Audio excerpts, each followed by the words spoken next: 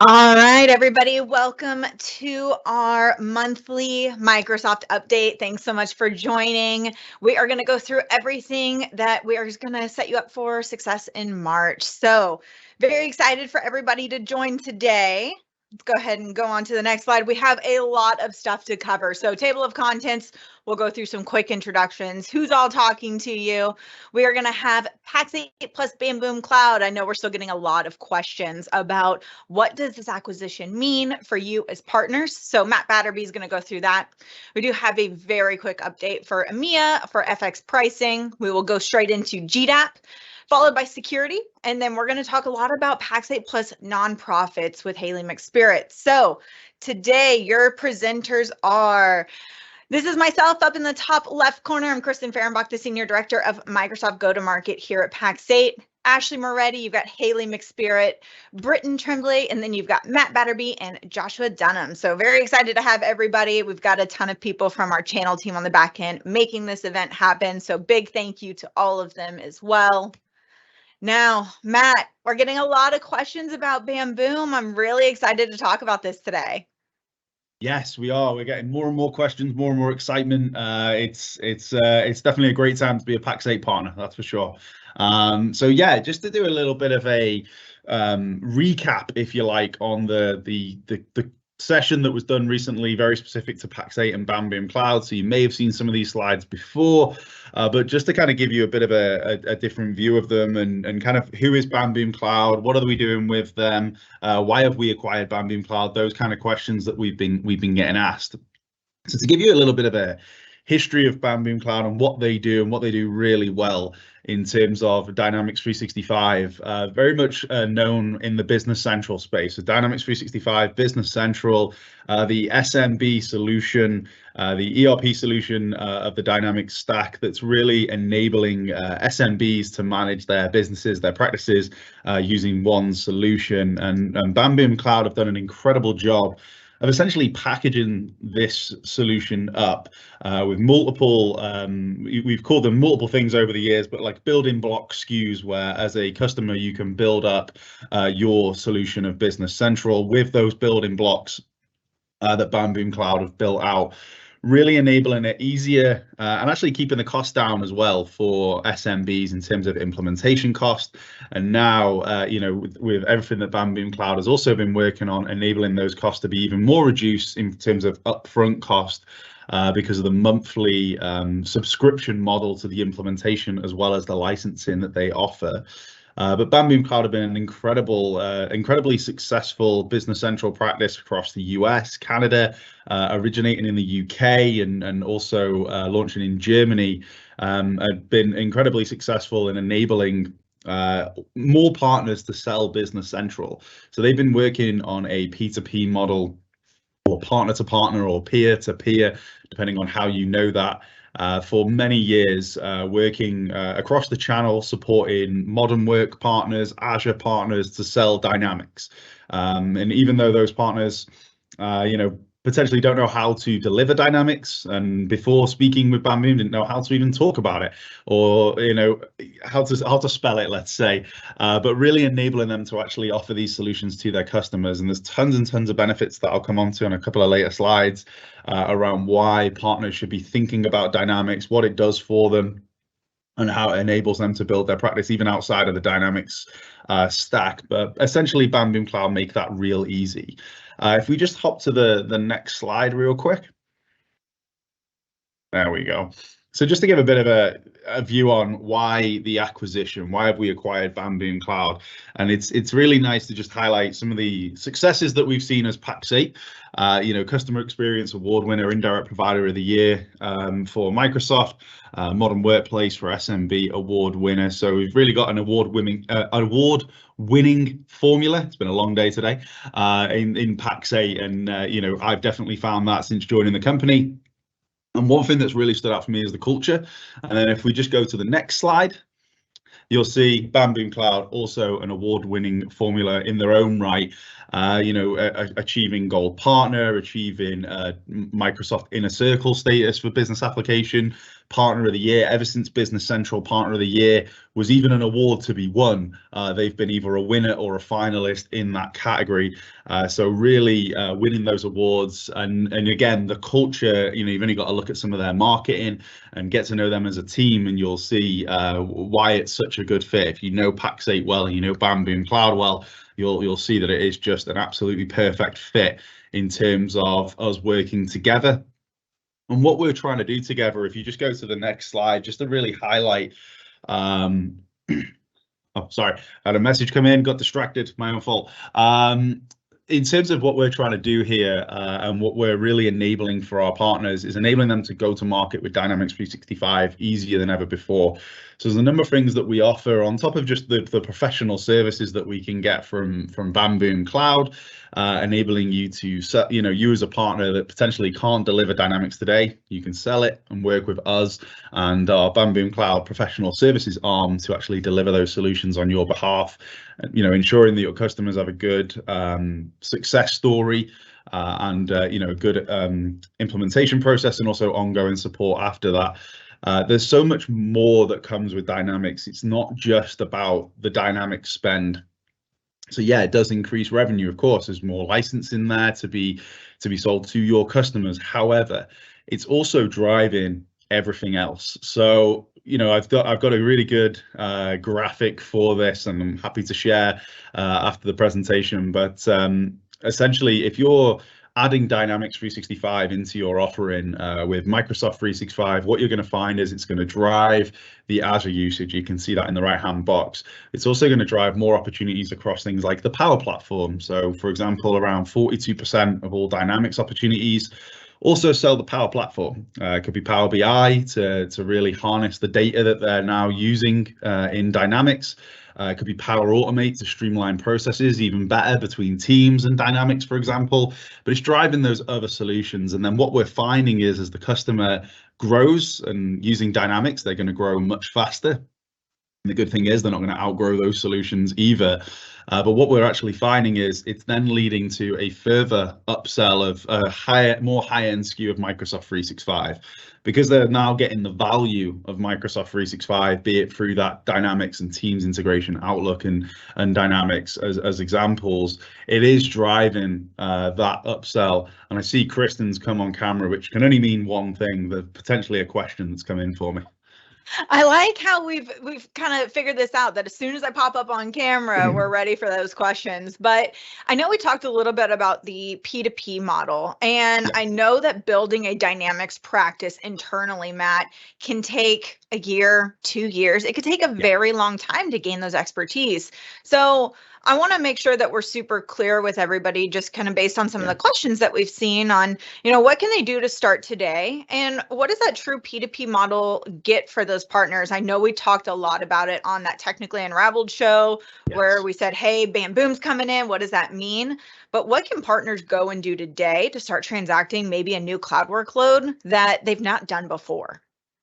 Yeah, I think one of the things that's really easy for partners to do is almost switch up a bit of the conversation that they're having with their customers. So one thing that I do, and I've delivered this for a number of our partners now, so by all means fill my inbox and I can do this for you, but I've delivered a number of dynamic sales trainings for our partners, just one-to-one, so feel free, but this is something that will be eventually in our Pax8 Academy at scale. But essentially, you can spot these opportunities just by asking some really open questions with your customers. Understanding what do they use today? What are the problems that they're facing? What's their 5-year growth plan look like? And also maybe widening the people that you speak to within your customers. So rather than just the IT manager or IT director, but actually, engaging with the finance director, the sales director, those kind of people, those personas in a business that are using these business applications day in, day out. To understand what's stopping them from growing the way that they want to grow. Do their solutions that they're using today integrate seamlessly with Teams and Outlook? If you've already sold the Microsoft 365, it's a great question to ask. I often talk about other CRM and ERP solutions, and I never downplay them as a polite way of putting it. On their own, they're not bad solutions. However, working together, that's where they fall down. So understanding, does the sales solution seamlessly integrate with the finance solution? Does it seamlessly integrate with the marketing solutions that they're using, to understand where these holes, these gaps are as a customer? And if you can understand that and then come to us as Pax8, come to your account manager with those kind of answers and those, the conversation that you've had, and we can look at what solutions can we recommend, making sure that actually we're getting the right solutions to your customers to help them solve their problems. So yeah, we can deliver that sales training. I can do it tomorrow. We can deliver that sales training for you and your sales team, so you can essentially go and have those conversations with your customers.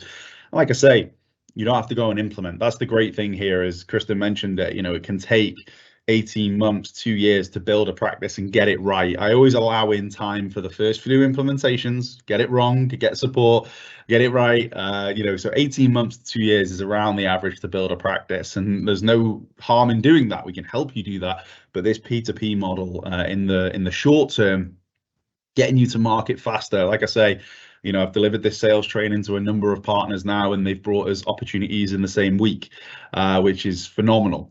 So we can really speed up how quick you can go to market. And then working with Bamboom Cloud and the way that they deliver their rapid implementations, their automated scoping model, all these things really helping partners go to market fast, and then also having the success stories fast as well, and helping partners like you that today might not be thinking about Dynamics, but helping you go to market with Dynamics and also get the benefits of everything else. That, like I say, Dynamics is driving this upsell, it's driving this cross-sell across the entire Microsoft stack. So if you think about your solutions partner designations, and I know Kristen's come off on camera, but I'm going to finish the quick point here. But if you think about your solutions partner designations, and everything that comes as part of that, with net new customer adds, usage growth, deployments, if you're selling Dynamics, you're going to drive all those things. That's really going to help you continue to maintain your solutions partner designation, even if it's not in business applications. If it's in modern work, if it's in Azure, Dynamics is going to help you do that. And Kristen, I will stop talking now. No, we have a question that's coming in, and it's saying, what if a customer wants a custom solution or implementation? Are we still able to support that at Pax8? Yeah, 100%. So, what I always say, and if for example it fell outside of what Bamboom Cloud would deliver, typically, and I've seen them do some really complex implementations, I've worked with them on a number of them, but if it was incredibly complex, and let's say it wasn't Business Central as an example, and it was something that Bamboom Cloud don't deliver, we do have other partners that we have worked closely with, and we've been working on this P2P model with for some time now, that can support. So we've actually passed a number of opportunities of our partners to them, and they've worked together on those opportunities, allowing our partners to transact the licenses and working with a experienced implementation partner doing the Dynamics piece. So yeah, what I would say to anyone listening to this, as a Pax8 partner, you never have a reason to turn down an opportunity, whether it's Dynamics or the Power Platform, even modern work in Azure. I'm not the best to speak to those, but again, don't turn down those opportunities. Bring them to us, bring them to your account manager, and we can definitely support across the entire Dynamics stack, and then also Power Platform as well. Like I say, a lot of those drive one another. And what I'll say just there, some quick benefits as well in terms of the Dynamics piece of what we're seeing when partners start to transact Dynamics, even through this P2P model. So you're selling the licenses, someone else doing the implementation on your behalf, but we're really seeing that it's like I say, driving that deal size, but it's really lowering your churn as well. A typical modern work partner, and this is just an average, so you may disagree, you may agree, you may see more or less, but typical sort of churn rate is around 25%. And actually, when you start to transact Dynamics, that drops down to less than 1%. And with Azure as well and modern work, it's 0.0001%, something like that churn rate. So really sticky to your customers. So if you think about that in terms of the growth opportunity, you're keeping more of your existing customers, you're upselling and cross-selling more to them. You're also adding more net new customers and cross-selling more to them as well. So the growth really does speak for itself. And, in terms of that drive in the Azure growth, just to be really specific, you're actually, again, according to all the data that we've seen, you're actually 10 times more likely to transact Azure following a Dynamics sale than following a modern work sale. And you're likely to even 3x the Azure consumption on an already Azure consuming customer. So really driving that Azure growth. And what this is doing, actually, you're actually over a period of time, you're going to lower your customers' total cost of ownership of their solutions, but you're actually going to increase their spend with you as their Microsoft provider. Because they're already getting these CRM, ERP solutions from elsewhere. They're running things on-prem, all these types of things. In fact, there's statistics out there that show the ERP solutions and those business applications are sort of the last things that they claw away to the cloud. So, you can really enable them to move to the cloud faster. And like I say, a lot more follows through with that as well, really enabling you to offer more to them. But also, like I say, increase your value and enable your customers to grow faster and stick with you for longer as well. So there's tons and tons of benefits around that. And there's other things that I've talked around before. So for example, less than 8% of Microsoft partners today transact all the clouds of Microsoft across Power Platform, Dynamics, Azure, and Modern Work and security. But that 8% of partners, or just less than, is responsible for over 60% of annual revenue through the channel. So the smallest percentage of partners responsible for the highest percentage of revenue. And at the heart of that really is Dynamics. That's the piece that's really driving that growth across the other clouds. And sorry, I see Kristen's come off camera again, so I'm going to behave and be quiet. No, Matt, this is such great information. I want to say thank you so much for sharing. And I want to say thank you for allowing us to put your email in that chat. So if you have questions about Dynamics, please feel free to send Matt a quick note. And we are always here to support, as well as your specialist teams. Any last messages, Matt? Yeah, get in touch. I like to be busy. I like speaking with partners. I get bored if I'm not speaking with partners. So please fill my inbox. I absolutely love it. Excellent. So I will go quiet and hand off to the next person. Thanks for having me. Excellent. Thanks so much, Matt. All right. So we are passing it on over to Miss Ashley Moretti. Thanks for joining us today, Ash. Thanks for having me, Kristen. Good morning, good afternoon for everybody who's joining. My name is Ashley Moretti, and I am the Director of Microsoft Programs on our corporate team. And I'll be spending some time with you today talking about a few topics. GDAP is one of them, but first and foremost, the FX pricing changes that are happening starting April 1st in the EMEA region. So back in January 5th to be specific, Microsoft announced that they're going to line the pricing of the cloud products globally. And so what that meant is starting April 1st of this year, so 2023, these following 5 regions will be seeing a price increase across their Microsoft Cloud products. This is something that is going to impact your business and your customer business. So we want to make sure that you have the information readily available and you understand what this is going to look like in the Pax8 ecosystem starting in just a few short weeks from now. Additionally, outside of this pricing increase that will happen on April 1st, Microsoft will continue to assess local pricing in individual currencies as a part of a regular cadence. So twice a year, you might see additional pricing increases that would happen. And so it's really important to, one, pay attention to this and stay on top of it so you're not surprised and your customers are not surprised. But two, to ensure that you're able to be transparent with your customers on what to expect. If you are not already familiar with this, I'm going to plug this team on the back end, so apologies, but my corporate team does put together a Microsoft monthly partner update every month, and then we'll go ahead and drop those links in here shortly. I didn't prepare the back end team with those, but we'll make sure we get them to you in all regions to ensure that you have access to the most up-to-date information that you'll need to know for the next coming months. And this is where we've been talking about this rate adjustment in the EMEA market specifically, and we'll continue to talk about it.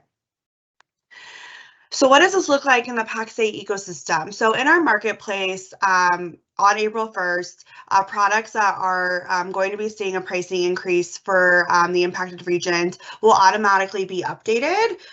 You as a partner will actually just see one price, so it will have the USD price and the FX rate combined when checking out a product, meaning you're just going to have one line item, one pricing item, not 2 different prices, and you have to do the math. So we're making it super easy for you to be able to see what the cost is in real time for your customer in a specific region.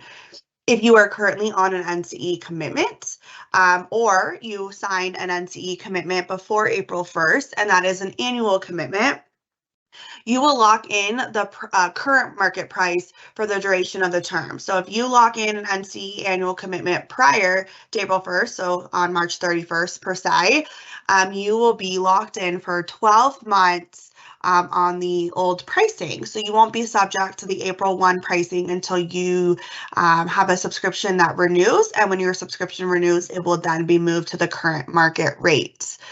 If you have a customer who is currently on an NCE commitment that expires after April 1st, so maybe May 1st, September 1st, whatever that month may be, your customer will not see that price increase until their subscription renews. So you can check your subscription renewal dates by going into the Pax8 marketplace. In each subscription, you can see the commitment term and date. That is going to be when your subscription renews, and that's when your customer will be subject to the new pricing.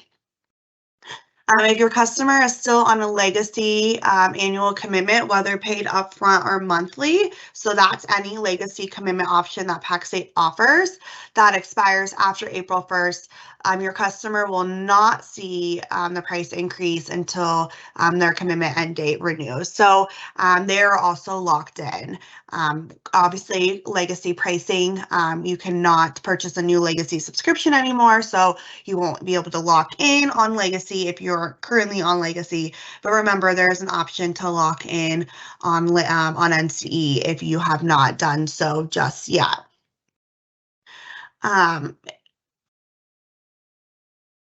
Sorry, looks like kind of got ahead of myself and talked about the next few bullet points. So just again, before we hit on the last two, if you are currently locked in on a commitment, whether that's legacy or NCE, you will be able to price lock those subscriptions until their renewal date. And at their renewal date is when they will see the pricing increase. And if you purchase a commitment prior to April 1, you are locked in for the entire term of that commitment as well. So just some things to consider.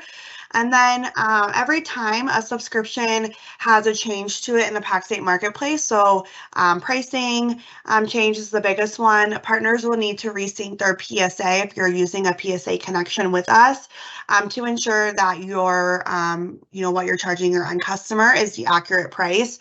So please remember, if you were on a commitment today and it does not renew until after April 1st, when you hit that renewal, make sure that you are resyncing your PSA to ensure that the correct pricing is synced through to your end customer. And your partner margin will remain the same. So just because the pricing is going up and there's a USD and FX rate now being combined, your partner margin will not be affected, and you'll still earn the same amount of margin that you're getting prior to this FX price update. So just know that as well. Hey, Ashley, we're still having some people join, so I just want to be super clear on who is this going to affect. Yeah. That way we're always on the same page. Yep. So these FX rates in EMEA that are going to be seeing a price increase are in the following currencies. So if you're selling to a customer in one of these 5 currencies, you can see it broken down here about what percentage your Microsoft Cloud products are going to increase by. But great question. No worries. I'm sure there's going to be a lot of questions about this, so feel free to drop them in the chat, and feel free to keep an eye out for our partner monthly update, which will have more information. And of course, if you have any questions, please reach out to your account manager, and they will be able to work with you to understand what these pricing increases mean for you starting 1 month from now.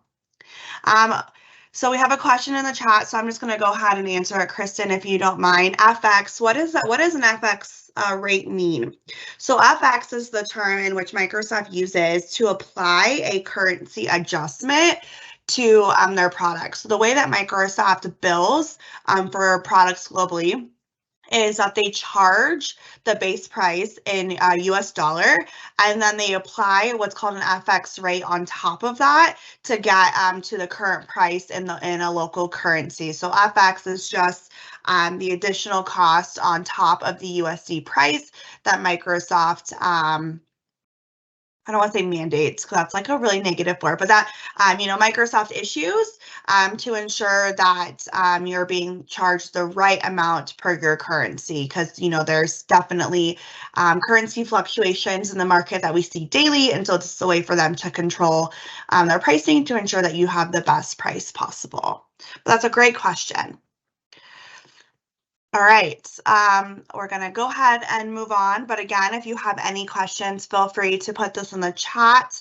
And we'll just continuing to be talking about this information over the next month to ensure that you're prepared if you sell in the EMEA regions starting April 1st. All right, I'm going to move on to the next topic, which is GDAP, which stands for Granular Delegated Admin Privileges. And I know we talked about this last month on the Microsoft monthly update webinar that we had, and we've been talking about it through a lot of different avenues at Pax8, but we want to make sure that you are still up to date with the most recent information that Microsoft has released, and what does this mean for you as a Pax8 partner.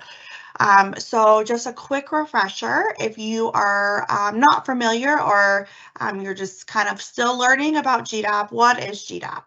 GDAP stands for Granular Delegated Admin Privileges and is an evolution of DAP, which is Delegated Admin Privileges. DAP is a type of relationship that you establish between Pax8 and your end customer, and you and your end customer. So two relationships there that allow you to have access into the customer's tenant. But what is different about GDAP versus the original DAP offer? Well, GDAP is getting more granular. So that G is going to be really emphasized, and the granular piece is going to allow these DAP relationships to be set for a specific duration. So previously DAP was kind of an open relationship with no duration. You would have to go ahead and terminate the DAP relationship if you wanted to end that access. But now with GDAP, you can actually set a specific duration that you want someone to have access to the end customer tenant. Offers up to 2 years. Right now, that's the maximum. So every 2 years, if you pick that, you'll have to reestablish a GDAP relationship between Pax8 and your end customer and you and your end customer. Additionally, we can get more granular and assign different roles to different people in the company, meaning these roles will only allow people who have access to these roles to be able to do those functions inside the customer tenant. And also adding security groups on top of that. So if you have technical support like Pax8 does, we can create a security group for our technical support admins, and we can give them access to specific supported roles, and they're only going to be able to touch that piece of the tenant. Additionally, gives you additional reporting into the tenant and to understand kind of what's going on in there, and also allows you to terminate the roles at any time. Why is this important? Well, it's critical because as you're managing multiple Microsoft tenants, it allows you to be able to control who has access into the tenant and for how long, and what they're able to do in the tenant. So again, being able to assign users and groups to specific relationships can ensure that only authorized personnel and members can access those designated environments. So again, security is top of mind for Microsoft. It's top of mind for Pax8, and that's why Microsoft and Pax8 are moving forward with establishing GDAP. All right, 2 things here, and I see Kristen came off camera. So hi, Kristen. Hey, Ashley, just a quick question from Andy. He's saying that he's not seeing any communication about the GDAP changes at Pax8. Is there some sort of mailing list to join, or how should he find this information? Yeah, so it's a great question. So we have a GDAP walking doc. So we'll make sure to post the link in here, as well as the people are going through the nonprofit aspect. That can be downloaded from the Pax8 Marketplace. We also talk about it in our monthly Microsoft newsletter. So we'll make sure that we'll send you those links, even if you don't get sent the newsletter, because it only goes out to primary admins that are listed for your company. You can still access it when it goes live. So you don't need to be sent the email to be able to access it, as long as you have the link. So I'll make sure to post all of those in here in just a second. And then I think I'm just sorry, we have a couple questions coming through, just making sure we're good. But yeah, we'll make sure to get that information out to you. Additionally, Devin on my team is writing a GDAP blog that should be going live any day now. So be on the lookout for that, but that will also give you all the information you need about adopting GDAP. So for GDAP, is two things to call out here is there are two types of relationships that need to be established. A relationship between Pax8 and your end customer, and the relationship between you and their end customer. And the difference is who has access. So when GDAP is established between Pax8 and your end customer, that's giving Pax8 access into that end customer tenant, versus your relationship that you set with your end customer gives you access into your end customer tenant.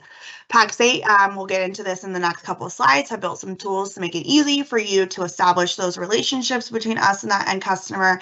But no, you as the MSP or the Microsoft partner will still need to establish your own relationships and follow the documentation to make sure you are set up to be able to access your end customer tenant as well. And again, two separate processes here. And so I want to make sure that you are aware of that.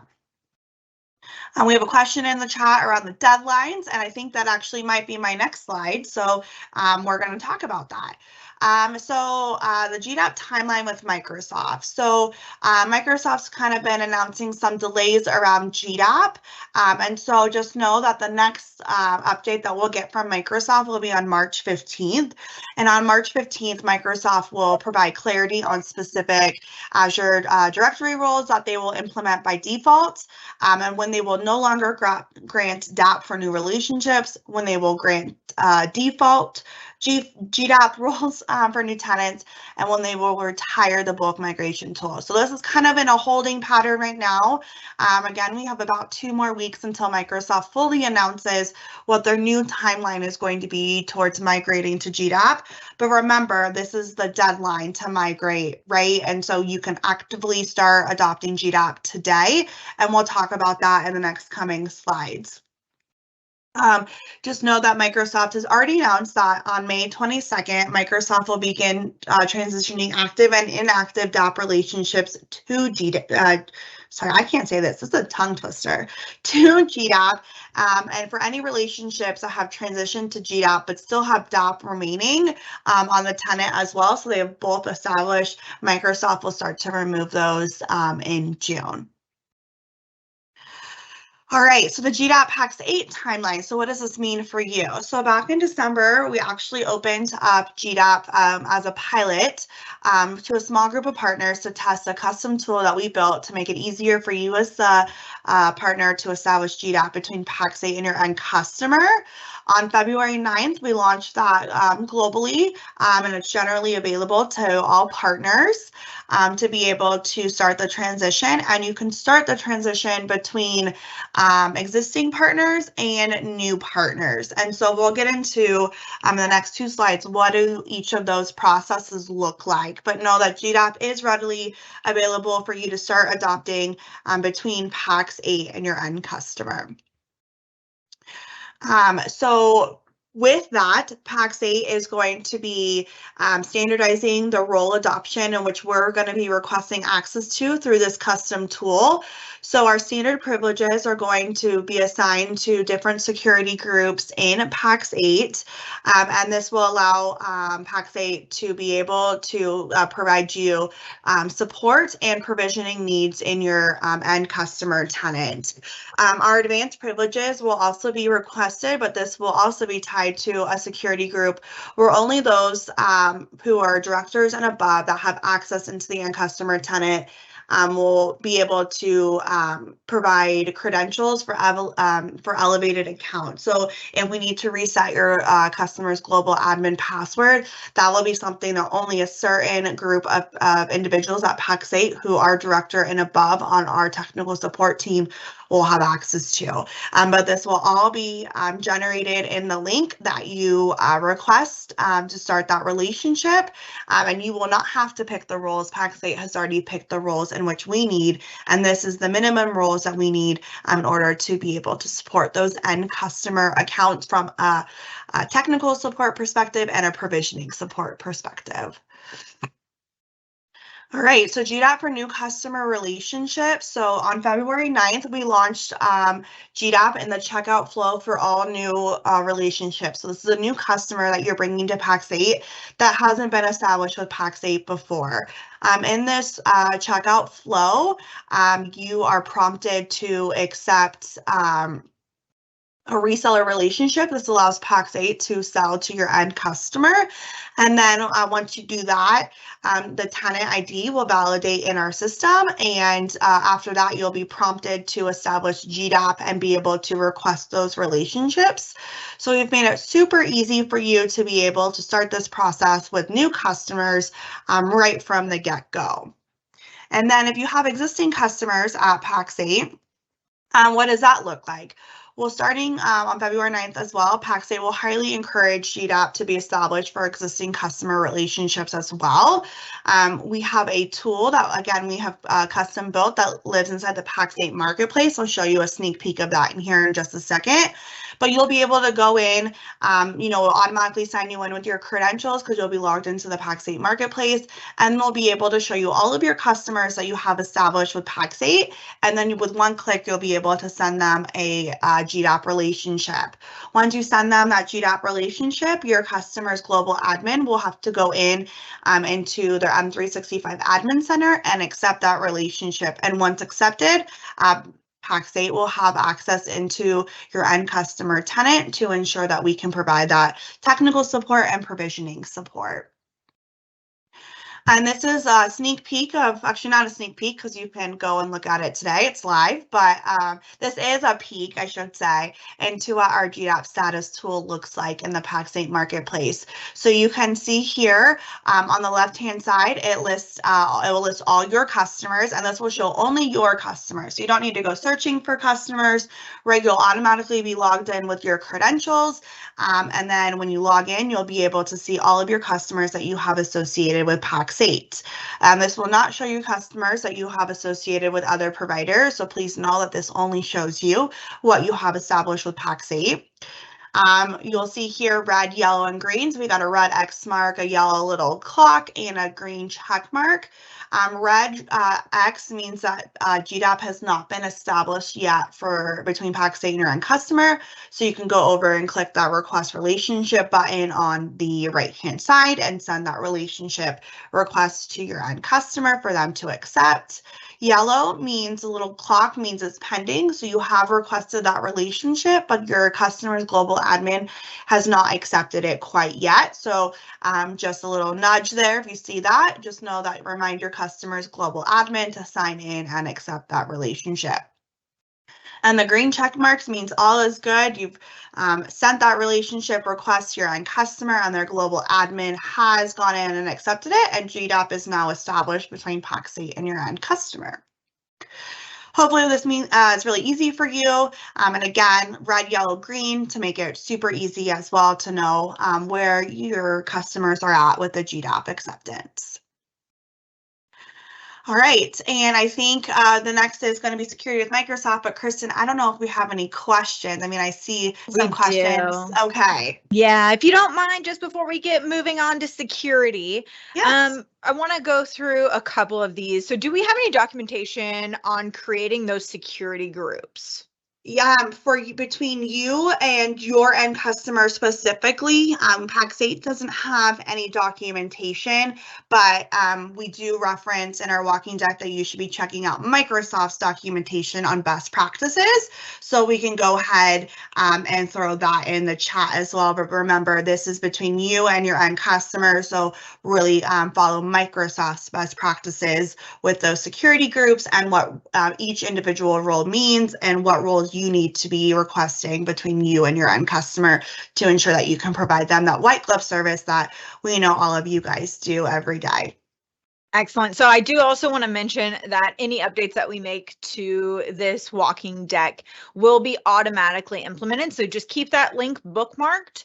And as we make updates, it'll be the same link every single time, trying to make that nice and easy for everybody. Ashley, we have some more questions, so don't leave me quite yet. After we establish GDAP for Pax8, do we need to remove DAP, or will Pax8 or Microsoft remove it for them? Yeah, that's a great question.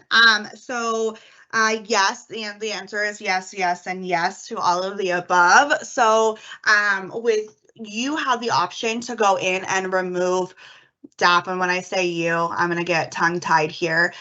Your customer's global admin, which we know some of you guys are, but it should be your customer's global admin, can go in and remove DAP between Pax8 and your end customer. And that will allow GDAP to be the main focus. However, when GDAP is established, it overrides DAP. So you can live with both of those relationship requests at the same time. And then if you take no action because you're not sure that you have both or you don't know how to remove it, Microsoft actually will start removing those relationships 30 days after, so removing those DAP relationships 30 days after GDAP has been established, and that's going to start in, technically they say Microsoft says May 22nd, but if you think 30 days after that, it would be end of June when they would start removing those relationships. So you can live with both for now.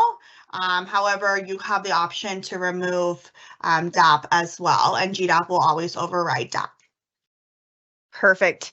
Now, we have one, it's more of a comment, but I want to make sure that we're at least addressing this because for clients that are in heavily regulated industries who might not know anything of Pax8, this could cause concerns, Ashley. So I want to make sure that we're at least addressing that because I know that our partners are always in customer facing. Sometimes we are hidden behind that partner. Yeah, so I'll go back to, let me go back just real quick for whoever asked that question. Take a screenshot of this just so you have it.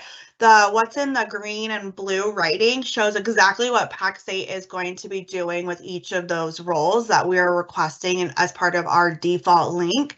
However, know that if your end customer who is highly regulated cannot establish one of these roles for Pax8, they can be removed in the customer admin center after you adopt the link. So the way our tool works is it sends one link over with all of these roles kind of defaulted. And so when you go into the M365 admin center, your customer's global admin will be able to see each of these roles. It's only going to give them an accept all option or deny all option at the very beginning because that was what was set over.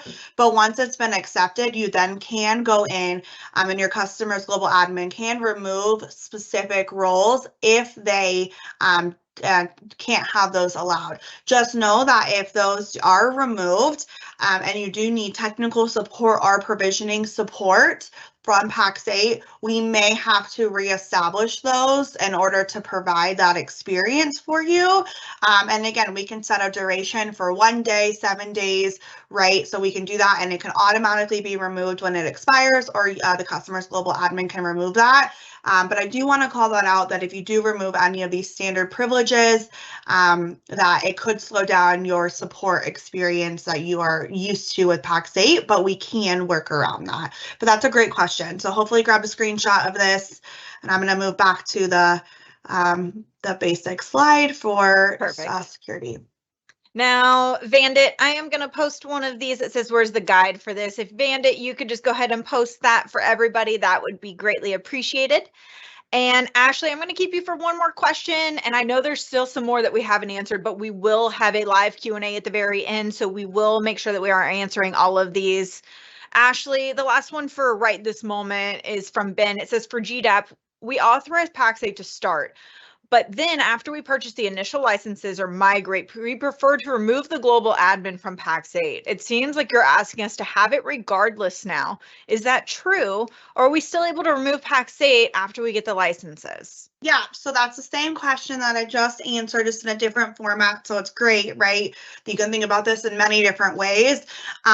We do, in our request, have everything that we need at a minimum by default, but you can go in after you accept it, immediately remove it. And when I say it, meaning any role, just know that if you remove any of the roles that we have requested, if we do need to support your end customer with any of those technical support needs or those provisioning needs, we may have to reestablish that with a specific duration in order to provide that experience. But just know that Pax8, we are taking a least privilege approach. So we have gotten super granular with the roles that we're requesting. This is a bare minimum we provide, we need in order to provide that white glove experience. And that if you do remove any of those roles, your customer admin will have to reestablish those with Pax8 if we need to provide you any kind of technical or provisioning support. Excellent. And I see one more question in here, Kristen. I'm just going to answer it real quick. What's the URL for the Pax8 GDAP tool? That's going to live in the Pax8 marketplace. So when you navigate, if you've ever been to where the NCE tracker lives, it's in the tools. It's on the left-hand navigation page. You just hit tools and then Microsoft tools. It used to say just NCE tracker, but now the tile says Microsoft tools, and that's because we have both the NCE tracker and the GDAP tool now under that. So just know that you can access that in the Pax8 marketplace. But with that, I think it's time for me to hand it on over to Joshua Dunham and Britton Chumbley to talk about security with Microsoft. So I think Josh is going to kick us off, and then Britton's going to jump in on the next slide. So Josh, over to you. Thanks. Hey, y'all. My name is Joshua Dunham, the Microsoft Sales Program Manager for the Americas. And I don't know how I'm going to follow that. Ashley, that was simply amazing. But one thing I kind of want to cover on is M365 and why it is the best solution for your organization as well as your customers, all around collaboration, communication, and a unified security, right? Why is Business Premium the best product to address all of those different issues? Now, in case you didn't know, Microsoft 365 Business Premium does provide a cost-effective and highly efficient solution for small to medium-sized businesses, which is key. In case you didn't know, businesses need a solution to keep their employees connected, regardless of physical location, while safeguarding data and protecting against cybersecurity threats. Now, I'm going to talk about deeper security in just a few minutes, but one thing I do want to cover is the top 5 reasons to use Business Premium in that SMB space, right? There's more, but we definitely want to cover the top 5. So let's talk about collaborate and communicate, right? Think about Teams, right? How has it really changed the landscape and how we all connect, not only in person, but virtually, right? So applications like Microsoft Teams, Office Online will allow you to connect internally, right, on any device, anywhere, at any time, and allow you to share sensitive data, right? And what's really key is that you're able to communicate more effectively with your customers and ensuring that you are safeguarding your environment. So how do we protect against unwanted data access, right? That's key. So there are advanced identity features and conditional access policies that do help authorized employees have access to that data. I know we use it internally here. Think about your business. Think about all the data you're holding onto, right?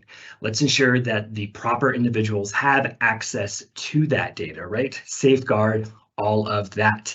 So let's protect against unwanted threats and attacks. That is key. Oh my gosh, I feel like Britain going virtually, right? Cybersecurity threats, phishing had just skyrocketed through the roof. We get audited here at Pax8, right? So don't fall for those phishing attempts. Never click on those links. But Microsoft is using AI-powered technology to help scan for malware phishing attacks. It also helps auto-scan for attachments in documents and links that are being sent to you as well. So always be cautious, right? So now, how do we protect against sensitive data? Well, data loss prevention, DLP policies really help your organization identify and protect business sensitive information, which is really key, right? Are the right people getting access to the proper information and resources, right? That is key and very important. And we know that Business Premium does really help address all of that. And let's manage BYOD, or bring your own. Oh no, Josh, I think you went on mute. Oh, okay, good. I saw you still Kristen's talking. I wanted to make sure. No more talking. No, BYOD, right? So we touched upon a little bit about collaborate and communicate, but think about all the devices that are out there now that have internet access, right? So I use an Android, iPhone, iPad, Mac, PC. So no matter what device your company or your customers are actually utilizing, they can access Business Premium, right? They can download the full-fledged app. They can go to Office Online. They have access to Teams. So that's what's really great is the ease of use of Business Premium and making sure that not only you, but your customers have access to, I'm going to say, the top hero SKU out there. Matt will probably pop in and say it's Dynamics, or Elliot may pop in and say Azure, but I'm going to say Business Premium. So that's our top hero SKU as well. But some really cool things to mention is Business Premium also has multiple subscription terms for partners, allowing businesses to grow and scale at their own pace. I think this is really key as well, right? We help serve a lot of different partners. Our partners help serve a lot of different size organizations, right? So we kind of specialize in the VSMB, very small business, SMB, but we do some enterprise as well. So no matter what size organization you are supporting, you know, Business Premium is your entry gateway to that.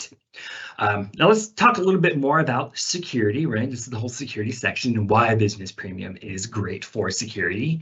MFA, multi-factor authentication. Hopefully you've all heard that term. If not, I'm going to need you to ping Britton and myself so we can have a nice long talk about why MFA is important. But MFA features have been shown to thwart 99.9%. There's going to be a quiz, right? 99.9% of identity attacks, protecting you against lost or stolen passwords. That is key right now, right? Who here has their password as password 1234, right? I know Kristen does. She shares it out every week. No. Oh Kidding, my right? gosh, how are you going to put me on blast? Now they all know. No, her password's really secure, but MFA does help safeguard if you're maybe that kind of person that isn't as creative in thinking of a new password, right? So adding those extra steps will definitely help safeguard your environment. Automatic updates apply the latest security features to all employee devices on a defined schedule. Updates are key, y'all. Updates are key. Now, do we love it when we log in Monday morning and we see that there is a Windows or an Office update? Maybe not, right? Because we have a call in 5 minutes, but please stay on top of those updates because that is how they're pushing out the latest and greatest when it comes to security and how Microsoft is helping safeguard your environment and your data. Now, encryption and access rights also help secure that only intended recipients can view message content, right? Again, is the proper person getting the right message? Are they getting access to the right information that they need access to, right? So definitely it helps a gateway who can access all that information. And then lastly, partners are provided with a detailed report and key takeaways to present to their customers in a consult, right? I think that's very important. And Britton's going to touch on that in just a few seconds. But being able to show your customers data on where their security lies and maybe where some of the gaps are is key, right? You're able to bring them a solution on why maybe they need to upgrade from, let's say, Business Basic or Business Standard to Business Premium, right? And why the security features built into Business Premium is key, right? Why is it important that they're able to collaborate and communicate on any device, anywhere, at any time, right? You know, because we're a global company now. We have customers all over the world. You may be serving customers all over the world too, right? So communicating, again, is key. And then, yeah, what more can I say about security?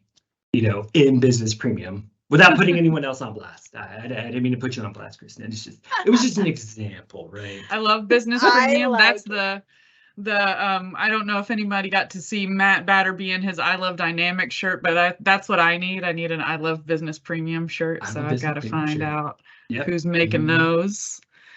And yes, you are so right. As we've covered with the last couple of speakers, security is absolutely top of mind. And so I'm here to share how Pax8 and Microsoft are supporting you in strengthening the security posture of your customers and your managed service practice. We've partnered in this program to offer you and your customers fully funded cloud and security evaluations. This tool and the reports provided from it offer actionable insights to the needs that are top of mind for your customers, aiding you in the support and advancement of remote work and hybrid environments, securing and optimizing existing cloud environments, and detecting and reducing cyber threat. So think about that in conjunction with Business Premium and what powerhouse security posture support you could provide. After working with assessments like these in their own teams at Microsoft, the impact to the sales cycle was notable, closing the sales cycle up to 50% faster and increasing the opportunities up to 55%. And I'm sure by now you're wondering, how do you get started on working with this? If you'll bring your attention to the bottom of the slide, we'll walk through knowing your why and sharing the opportunity. So this tool offers lots of valuable insights, but you'll want to use them with intention. What are you solving for your customer? Share with them the chance to see relevant reflections of their current environment before taking next steps. And next, we'll nominate.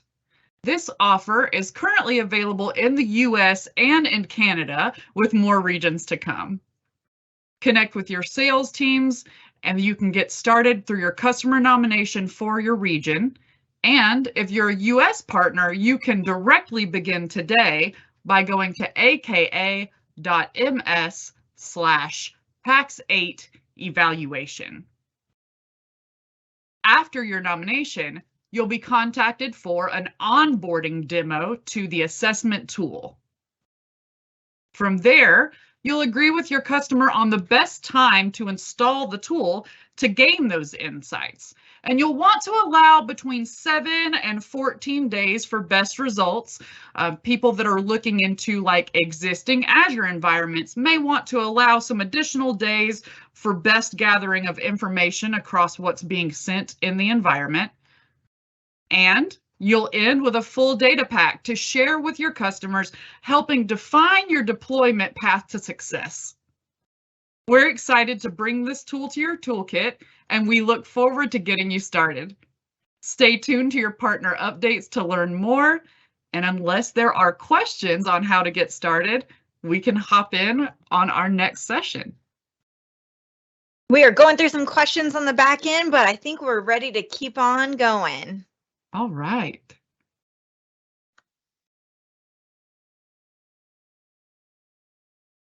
All right, looks like we have Haley McSpirit up next. Thanks for joining us today, Haley. It's lovely to be here. Thanks so much for having me. Just double checking you can see me and hear me and have my screen. All of those good things. You are live and ready to roll.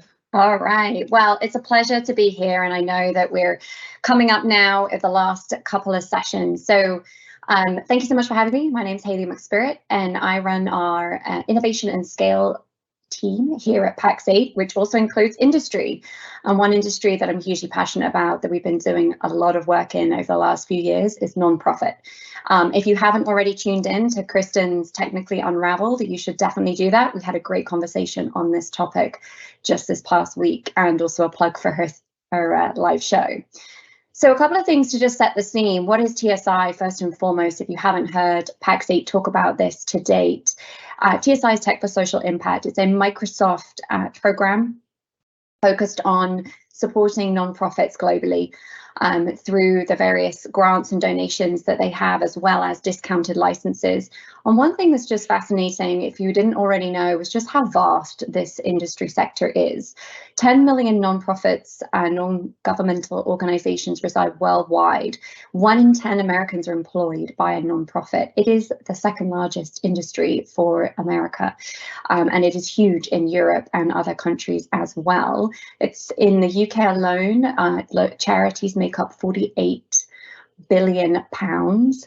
And so it's just staggering how much opportunity there is in such an underserved sector. And so there's also a huge amount of IT spend, and that's also noted here on the slide. Something to not go amiss for our MSPs is an opportunity to tap in here to engage with the nonprofit sector. And so it's surprising also how many are now thinking about, how do I use technology? And of course, the pandemic did accelerate this. It did accelerate for a number of organizations, but certainly here with nonprofits, and where they're thinking about reinvesting the investments that they get through grants from donors, and how they think about engaging through fundraising, is their digital skills are underserved. And so how do we find a way to engage with that opportunity? And so how do you find ways to reach out to those nonprofits, and not through just a giving sense, but also how can you untap from a technology opportunity, as you would with any of your SMB customers today? And so there are a couple of ways to think about this. So why would I do this? Number one, and I don't have the statistics in front of me, which would always be nice, is the improvement of employee morale and engagement for your organization. The generations coming through now and joining the tech sector, or any sector in fact, are very much looking at how does the organization really think beyond just making money, and thinks how do they give back to the community. So how can you continually engage those employees and feel like they're part of something bigger than themselves? It's also about attracting talent. We want great talent. Everybody wants to attract talent, and this is another way of bringing that in. How do you combine both the social piece, but also how do I target these customers to engage for business? I can increase my brand value to my customers by positioning nonprofit stories, make the best stories. They resonate with everyone in the heart. And it's also a way to really show how the technology has impacted with a definitive outcome. And we have an example of that later on from one of our great MSPs in Canada, of how they've really brought that value to their customers. And of course, there's nothing better than creating a positive work culture and environment for your organization.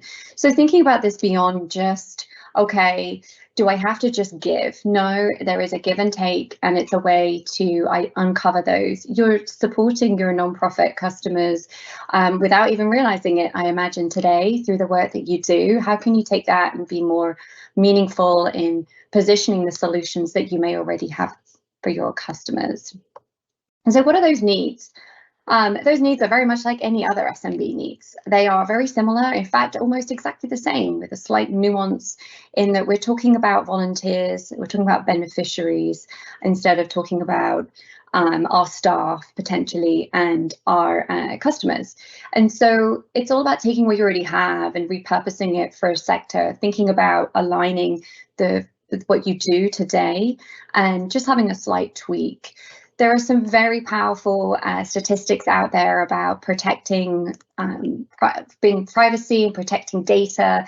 And as I said, I think Chris and I talked about how Excel is the #1 CRM around the world, particularly when you look at nonprofits. Damn, that's frightening for all of us. So one way of looking at that is, how do you bring in solutions like Dynamics into the mix? How do you take some of the expertise around digital transformation and help them move to the cloud and use some of those tools that you have in security, as Britton talked us through?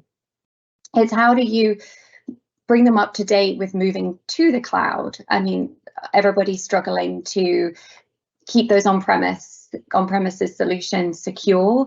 Same kind of scenarios. How do you leverage some of the programs that Microsoft have to move those customers? And we'll talk about those in a moment. And so it's very much, these solutions are as they would be for any other organization. It just takes a little bit of an extra thought, and we have some of those ways to support you, to help you make that jump from commercial customer to nonprofit customer.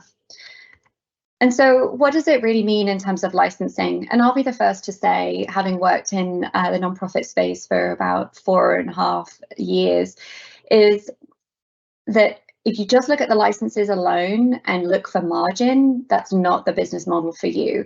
The whole design of this is to think beyond the transactional component. Don't get me wrong, it's very important for us to have a licensed transaction, but the way in which this has been structured with Microsoft is to help enable nonprofits get access to the technology. And the opportunity for you is, how do you bring your services and expertise to wrap around that? If we just look at the licenses, the margin is small, and there's no way to sugarcoat that and make it seem bigger than it is. It's not about those things. And so there's questions always around what's a grant? A grant is, it's free, it's available, it's something that can be given. And then there are those discounted licenses, and you can see here how Microsoft has placed that heavy discount to encourage nonprofits to really invest in the technology. If we just have everything as free, it loses value.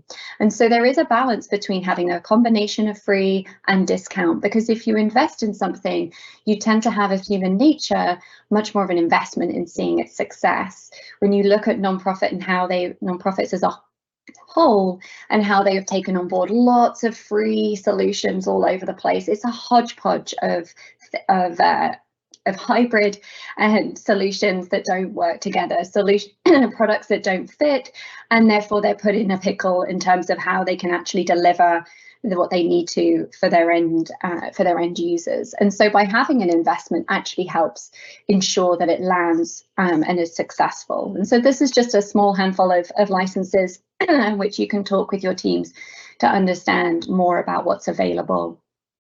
And so just with that, we always get questions about, well, hey, there's this Azure grant and it's $3,500 and how do I use it? From an MSP, and let's just say comparable to other organizations in the market, it's a generous offer to give annually to any eligible nonprofit through Microsoft's eligibility criteria to get access to these Azure credits. Now, the only challenge with that for us as MSPs is that's a direct grant with Microsoft. That's through what they call Web Direct, which is a great opportunity for the nonprofit to go in and test and utilize that technology. But for you, the MSP, we can't transfer that grant to your CSP environment. Microsoft knows this is a challenge and they are working on it, and it is something that is continually being assessed as to how they can make that work. But we can't change it as it is today. So let's use it to our advantage. Our advantage is let's educate that nonprofit on how to make the most of the grant, but then look at their production environment through you and how do they take that forward. It also is a little bit of a de-risking for the customer as well. And so how it's used is very self-explanatory through the website. And if you do have questions, you can reach out to one of Kristen's amazing team with Elliot or myself or others. And so how else can we help? Well, we have a lot of things going on in the organization. And of course, we've been flying the flag for nonprofit now and continue to do so as well with other industries that are coming up here shortly. We talk about technical skills building. We have training available, hands-on labs, much of the technical training and Microsoft training. It is the same for whether it's nonprofit or not. So utilize all of that great training at your fingertips. There are going to be more nonprofit academy resources as well as training there now. And we also have best practice guidance and other migration planning tools that we can bring to bear. Our pro services team is skilled up in being able to support in this space as well as others. And so strongly recommend you reaching out and identifying those opportunities to work together with us. So another one to add, we do have a free security assessment. I am astounded how few organizations have taken this up when it's free and available. Please take a moment to review this. Security, particularly in this space, is just a crazy challenge that we have. And so I think we need to step up and advise. Nonprofits are hugely at risk. I don't know about you, but when I donate to my local charity, I want to know that my data is secure, as well as their data that they have for their beneficiaries is secure. And so how do we help them? So this free security assessment is easy to access.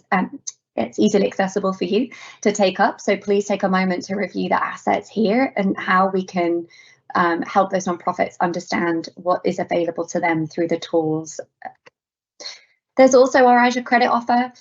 This is a little bit above. So if you think about the grant, this is a credit offer that Microsoft has come out with to support existing deals. How do we unblock opportunities that may be challenged with the customer looking to invest? I mean, it is a huge investment to go to Azure and start utilizing all of those tools and the true functionality. If you have an opportunity that's relatively sizable, i.e. it's above that grant amount, please reach out to us. We have this to tap into with Microsoft to increase and accelerate cloud adoption and help those nonprofits really understand what's available with your help. And so it's for POC and test testing. It's helping if it's a competitive scenario, and we can talk more about that in a one-on-one scenario. So a little bit of a teaser for you there. I'll do a little plug for Matt. No Dynamics offers available, Matt, right now, so I'd like to see more of those, please, in the nonprofit space. However, there's a huge topic around Dynamics that we haven't even touched today. It's particularly talking about the Microsoft Cloud for Nonprofit set of solutions and how we can utilize Dynamics 365. It's core, CRM is core to the nonprofit running. We just don't have time to talk about it today, so hopefully we can come back and do that soon. We're almost wrapping up here. I just want to say a huge thank you to Nexus Tech, who came forward with this story. I love these stories, and I would love to have more stories. And there's a little shameless plug coming up afterwards, but just to share a little bit with the community here. We can't name the customer for permission's sake, but do know that this is an incredibly important nonprofit supporting children in foster care in Canada, and just how Nexus Tech really supported them and helping them understand how to utilize Office 365 E3, Business Premium. How can they maintain their operations, the risks that they had in communication. Of course, this was exacerbated by the pandemic. And just really how they can utilize Teams effectively and the impact that they've had on that community to just continually streamlining the services that they offer in the securest way for this end customer. And so we hope to be able to share more about that customer specifically and have more of these stories. So we have Beyond coming up, and I know I'm taking the limelight away from those coming up behind me in the sessions.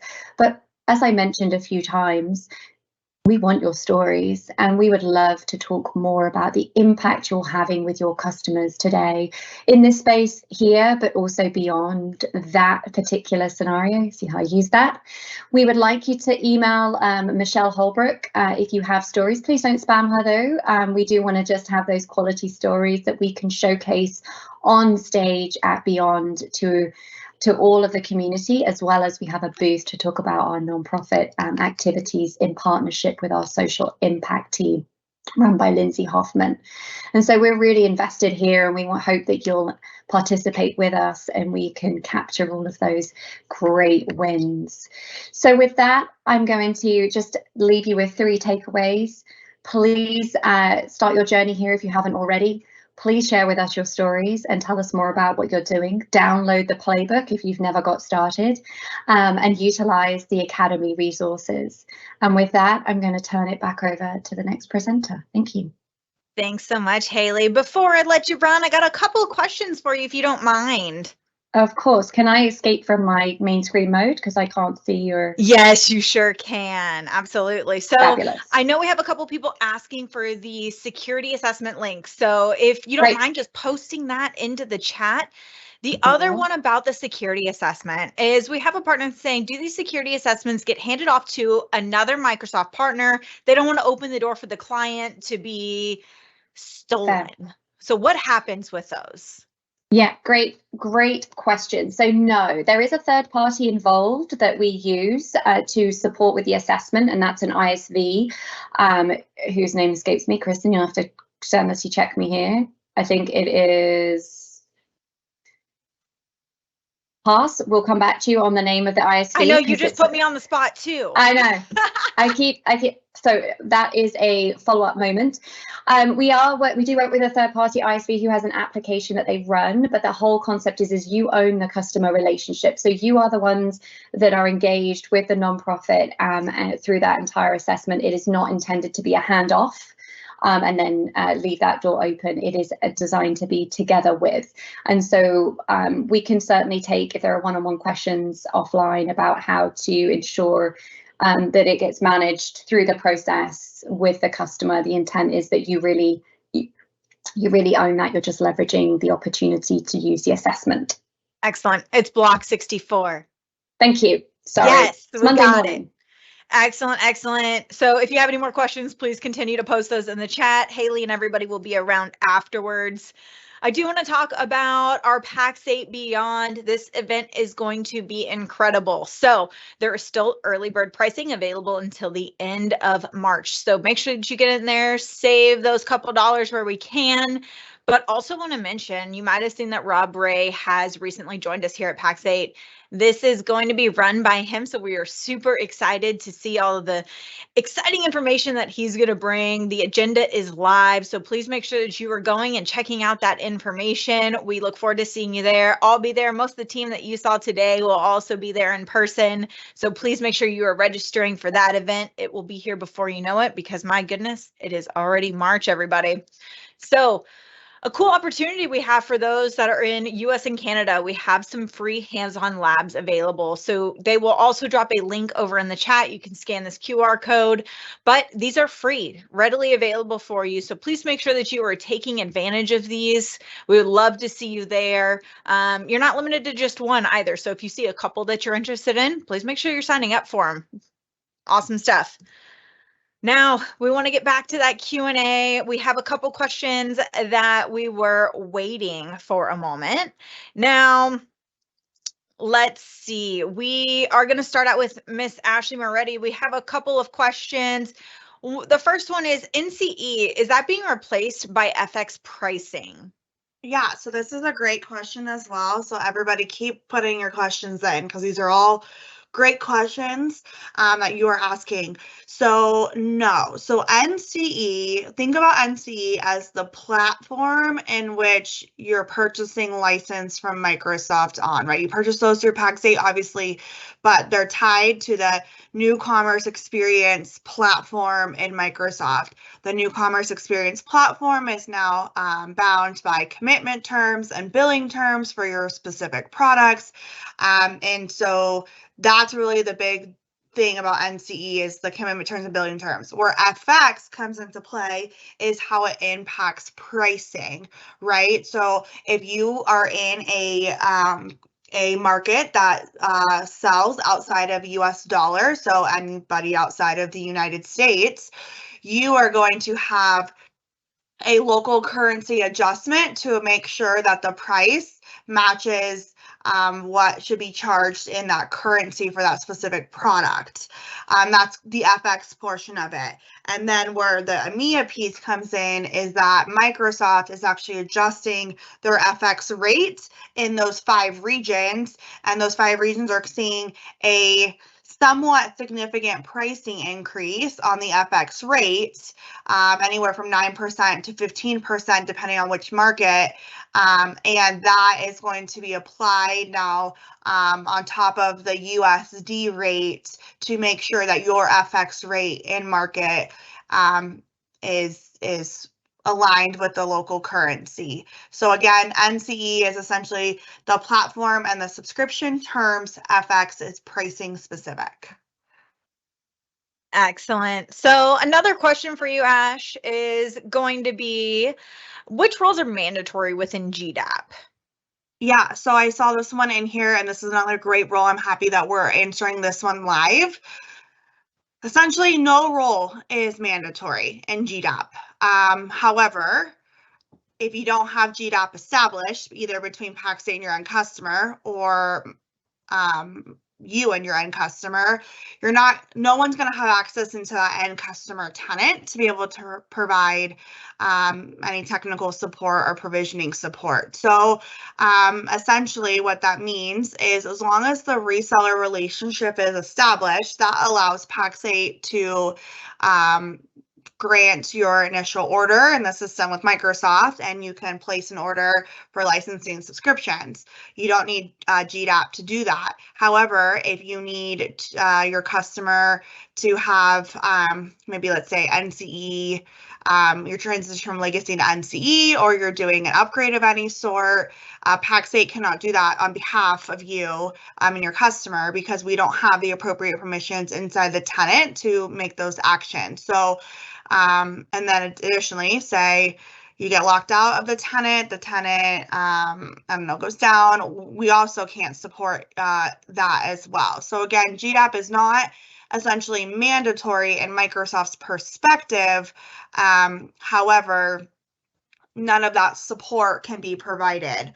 Microsoft will, though, at some point make GDAP mandatory, and that they're going to make specific roles mandatory. We're hoping to learn more about that information in 2 weeks, and we'll share it with you, and what the date and deadline is that all relationships will be transitioned to DAP. But right now, DAP is not mandatory, and we can still sell licensing into the tenant without reseller relationship. Excellent. I'm going to give you a break, Ashley. We're going to go over to Josh. Josh, we got a question that says, do you need a subscription for each device, or is each device allowed per user? So what does that look like if somebody's wanting to transact business premium, but they've got a cell phone, a work device, and maybe a personal device? Oh, great question. So it's one license per actual user, right? So I assigned a license. I'm able to log in on my work PC. I'm able to log in on my mobile device as well. So licenses gets assigned to users, and then you can access all the information on whatever device has the authority to access that. Perfect. And that's up to 5 devices. Is that correct? That is correct. So if you're one of the ones out there with multiple cell phones, iPads, multiple computers, oh yes. Awesome stuff. All right, Ashley, I gave you a break. I hope you got a drink of water. We are back with some more GDAP questions. How much access does Pax8 have to fulfill the first line support?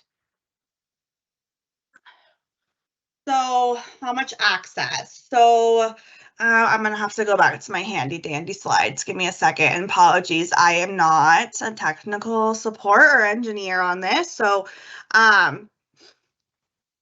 without GDAP established at all on the tenant, we cannot provide any first line support. So I just want to call that out, right?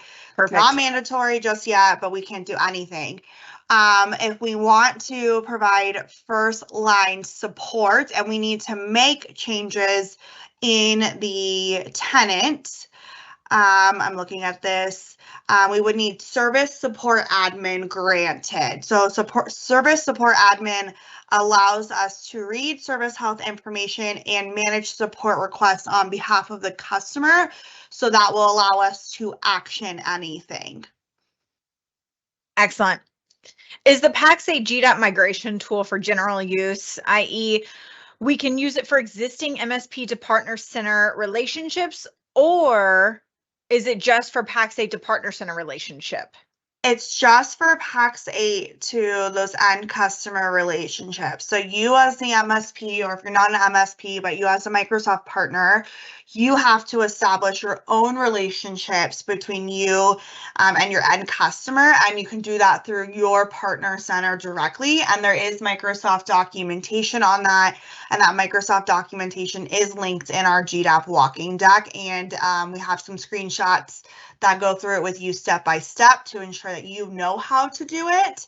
However, our tool is specifically just for Pax8 to the end customer. Excellent. Now, a message from Kurt. What happens for tenants that we manage? Most of our clients do not have a GA account, nor do we recommend them for client users, even managers and owners. That's a great question. Sorry, I'm trying to think through that. So you said your customers don't have a global admin. Yes. It would be whoever accepts the DAP relationship today. So I don't know if it's not global admin who that would be. And again, apologies, I can work to get you that information. But I mean, today without GDAP, you have to establish DAP on the tenant. And so whoever is accepting that DAP relationship, if it's not a GA, they would be able to accept the GDAP relationship. Excellent. I'm sure you at your company knows who that is, and apologies, I don't have a more formal answer with a specific role. No, Ashley, we have flown through those questions about GDAP. I want to say thank you for everybody for joining the meeting today. These are going to be reoccurring. Please expect these to be sometime around the first Monday of every month. We always have those random holidays in there, so it would adjust when that is the case. But thank you so much for joining. We will make sure that you have all of the answers that you need, but please feel free to reach out to your account team with any additional questions. We look forward to seeing you next month as well. And keep in touch. We do have Technically Unraveled that airs every single Thursday at 2 p.m. Mountain Time for all of those things in between. But we will see you soon. Thanks, everybody. Have a good one.